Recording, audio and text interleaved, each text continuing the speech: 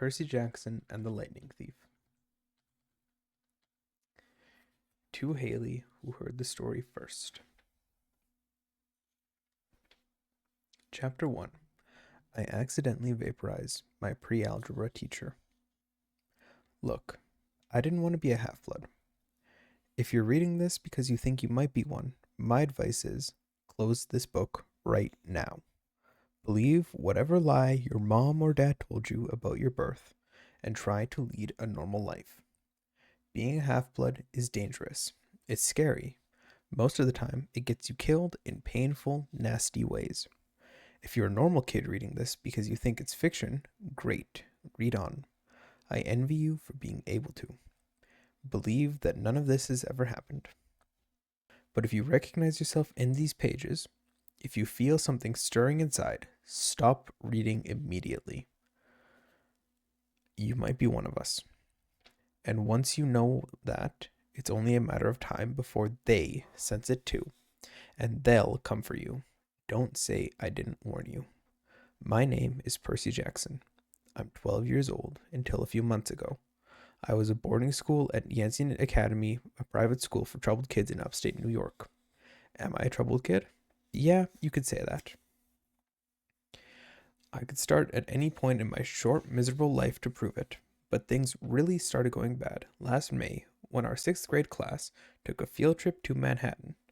28 mental case kids and 2 teachers on a yellow school bus heading to the Metropolitan Museum of Art to look at ancient Greek and Roman stuff.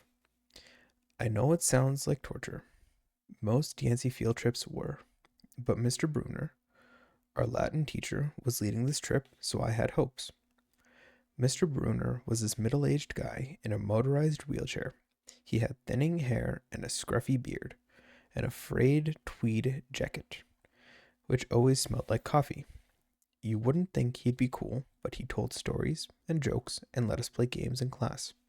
He also had this awesome collection of Roman armor and weapons, so he was the only teacher whose class didn't put me to sleep.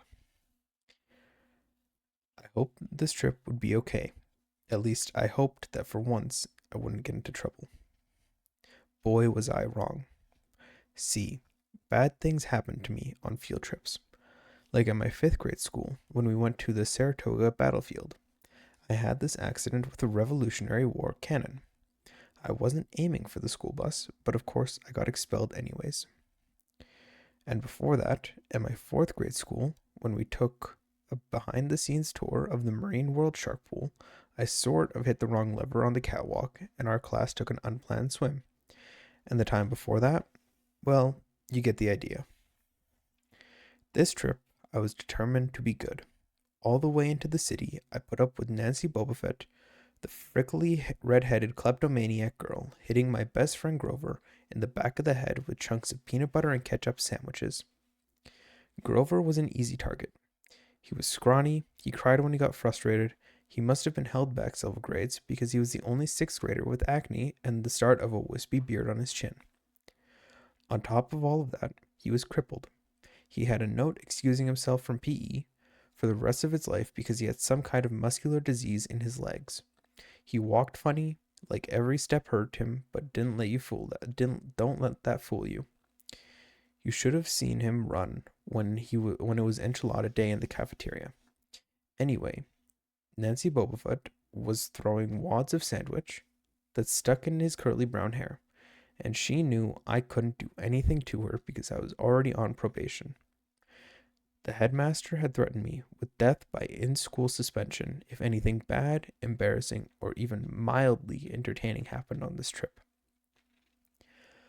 I'm going to kill her, I mumbled. Grover tried to calm me down. It's okay. I like peanut butter. He dodged another piece of Nancy's lunch. That's it. I started to get up, but Grover pulled me back to my seat. You're already on probation, he reminded me.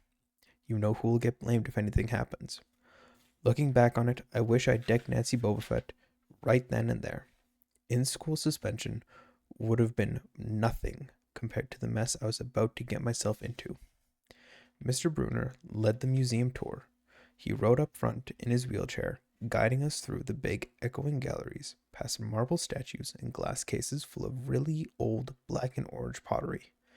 It blew my mind that this stuff had survived for 2,000, 3,000 years. He gathered us around a 15-foot tall stone column with a big sphinx on the top and started telling us how it was a grave marker, a stele, for a girl about our age. He told us about the carvings on the sides. I was trying to listen to what he had to say because it was kind of interesting, but everyone around me was talking, and every time I told them to shut up, the other teacher chaperone, Miss Dodds, would give me the evil eye. Miss Dodds was this little math teacher from Georgia who always wore a black leather jacket even though she was 50 years old. She looked mean enough to ride a Harley right into your locker. She had come to Yancey halfway through the year when our last math teacher had a nervous breakdown. From her first day, Miss Dodds loved Nancy and figured I was the devil spawn. She would point her crooked finger at me and say, "Now, honey," real sweet, and I knew I was going to get after-school detention for a month. One time, after she'd made me erase answers out of old math workbooks until midnight, I told Grover I didn't think Miss Dodds was human. He looked at me real serious and said, "You're absolutely right." Mr. Bruner kept talking about Greek funeral art. Finally, Nancy snickered something about the naked guy on the stele. I turned around and said, "Will you shut up?" It came out louder than I meant it to. The whole group laughed. Mr. Bruner stopped his story. "Mr. Jackson," he said, "did you have a comment?" My face was totally red. I said, "No, sir." Mr. Bruner pointed to one of the pictures on the stele. "Perhaps you will tell us what this picture represents." I looked at the carving and felt a flush of relief, because I actually recognized it. "That's Kronos eating his kids, right?" "Yes," Mr. Bruner said, obviously not satisfied. "And he did this because..." Well, I racked my brain trying to remember. Kronos was the king god, and God? Mr. Bruner asked. Titan, I corrected myself. And he didn't trust his kids, who were the gods. So, Kronos ate them, right? But his wife hid baby Zeus and gave Kronos a rock to eat instead. And later, when Zeus grew up, he tricked his dad, Kronos, into barfing up his brothers and sisters. "Ew," said one of the girls behind me. And so, there was this big fight between the gods and the Titans, and the gods won. Some snickers from the group behind me. Nancy mumbled to a friend, like we're going to use this in the real life. Like it's going to say on our job application, "Please explain why Kronos ate his kids." "And why, Mr. Jackson," Bruner said, to paraphrase Miss Bobofit's excellent question, "does this matter in real life?" "Busted," Grover muttered. "Shut up," Nancy hissed, her face even brighter red than her hair. At least Nancy got packed too. Mr. Bruner was the only one who ever caught her saying anything wrong. He had radar ears. I thought about his question and shrugged. "I don't know, sir." "I see." Mr. Bruner looked disappointed. "Well, half credit, Mr. Jackson. Zeus did indeed feed Kronos a mixture of mustard and wine, which made him disgorge his other 5 children, who, of course, being immortal gods, had been living and growing up completely undigested in the Titan's stomach. The gods defeated their father, sliced him to pieces with his own scythe, and scattered his remains in Tartarus, the darkest part of the underworld. On that happy note, it's time for lunch. Miss Dodds, would you lead the class back outside?" The class drifted off, the girls holding their stomachs, the guys pushing each other around and acting like doofuses. Grover and I were about to follow when Mr. Bruner said, "Mr. Jackson." I knew that was coming. I told Grover to keep going. Then I turned toward Mr. Bruner. "Sir?" Mr. Bruner had this look that wouldn't let you go. Intense brown eyes that could have been 1,000 years old and had seen everything. "You must learn to answer my question," Mr. Bruner told me. "About the Titans?" I asked. "About real life and how your studies apply to it." "Oh." "What you learn from me," he said, "is vitally important. I expect you to treat it as such. I will only accept the best from you, Percy Jackson." I wanted to get angry. This guy pushed me so hard. I mean, sure, It was kinda cool on tournament days when he dressed up in a suit of Roman armor and shouted, "What ho!" and challenged us, sword point against chalk, to run it to the board and name every Greek and Roman person who had ever lived and their mother, and what god they worshipped. But Mr. Bruner expected me to be as good as everybody else, despite the fact that I have dyslexia and attention deficit disorder. I had never made above a C- in my life. No, he didn't expect me to be as good. He expected me to be better. And I just couldn't learn all those names and facts, much less spell them correctly.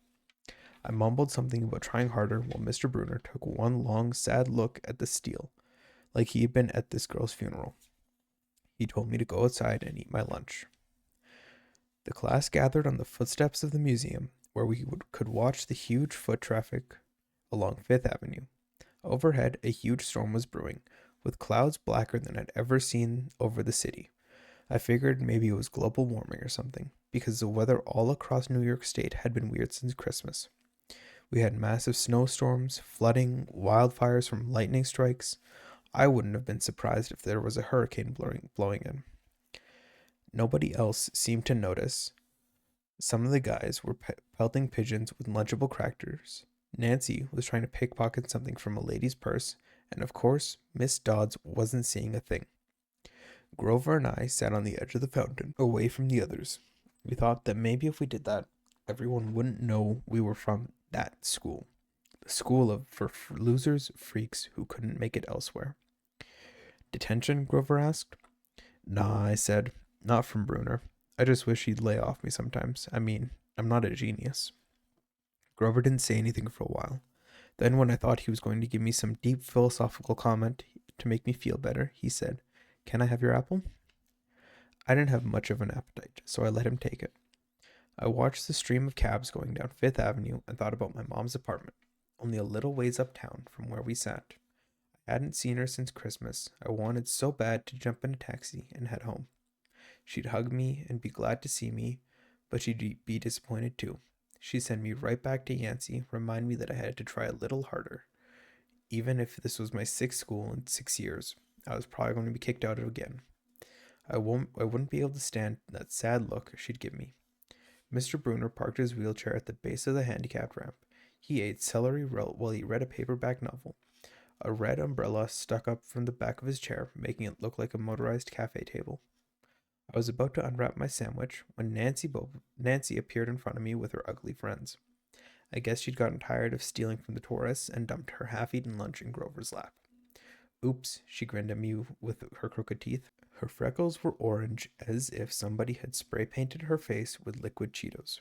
I tried to stay cool. The school counselor had told me 1,000,000 times, "Count to 10, get control of your temper." But I was so mad my mind went blank. A wave roared in my ears. I don't remember touching her, but the next thing I knew, Nancy was sitting on her butt in the fountain screaming. Percy pushed me. Miss Dodds materialized next to us. Some of the kids were whispering, "Did you see? The water. Like it grabbed her." I didn't know what they were talking about. All I knew was that I was in trouble. Again. As soon as Miss Dodds was sure poor little Nancy was okay, promising to get her a new shirt at the museum gift shop, etc., etc., Miss Dodds turned on me. There was a triumphant fire in her eyes, as if I'd done something she'd been waiting for all semester. "Now, honey." I know, I grumbled. A month of erasing white workbooks. That wasn't the right thing to say. "Come with me," Miss Dodds said. "Wait," Grover yelped. It was me. I pushed her. I stared at him stunned. I couldn't believe he was trying to cover for me. Miss Dodds scared Grover to death.